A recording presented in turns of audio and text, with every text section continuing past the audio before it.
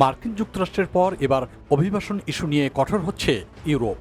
কারণ ইউরোপের দেশগুলোতে গিয়ে এবার আশ্রয় নেওয়ার প্রক্রিয়ায় বড় ধরনের পরিবর্তন আনতে যাচ্ছে ইউরোপীয় ইউনিয়ন ইইউ।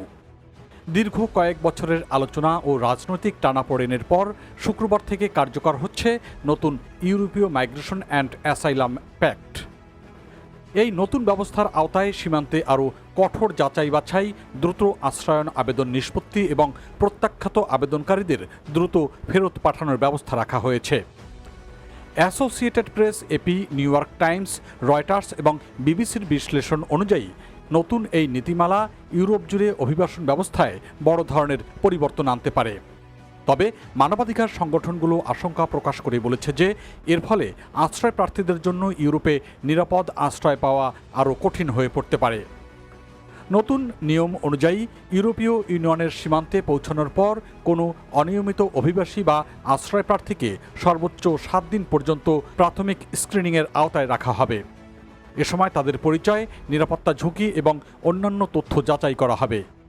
ইইউ যেসব দেশকে নিরাপদ দেশ হিসেবে বিবেচনা করে সেসব দেশের নাগরিকদের জন্য আশ্রয় আবেদনের প্রক্রিয়া আরও দ্রুত সম্পন্ন করা হবে। আগে যেখানে একটি আবেদন নিষ্পত্তিতে 6 মাস পর্যন্ত সময় লাগত, সেখানে এখন তা 3 মাসের মধ্যে শেষ করার পরিকল্পনা নেওয়া হয়েছে। এছাড়া আবেদন প্রত্যাখ্যাত হলে আপিলের সুযোগও সীমিত করা হয়েছে। নতুন নীতির একটি গুরুত্বপূর্ণ দিক হল আশ্রয় আবেদন বাতিল হলে সংশ্লিষ্ট ব্যক্তিকে দ্রুত নিজ দেশে ফেরত পাঠানোর ব্যবস্থা রাখা হয়েছে। ইউরোপীয় ইউনিয়নের বিভিন্ন মহলে বাংলাদেশকে নিরাপদ দেশ হিসেবে বিবেচনা করার বিষয়টি নিয়ে এখন আলোচনা চলছে। ফলে ভবিষ্যতে বাংলাদেশের নাগরিকদের আশ্রয় আবেদন আরও কঠোরভাবে যাচাই হতে পারে বলে মনে করছেন অভিবাসন বিশেষজ্ঞরা।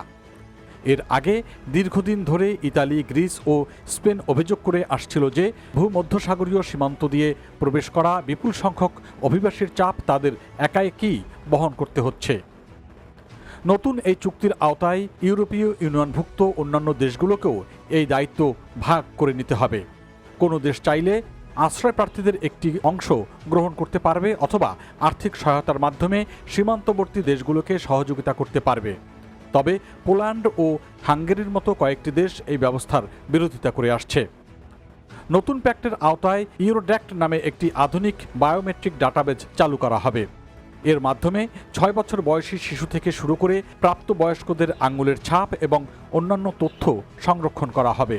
এতে একজন ব্যক্তি কোন দেশে প্রথম প্রবেশ করেছেন তা সহজেই শনাক্ত করা সম্ভব হবে।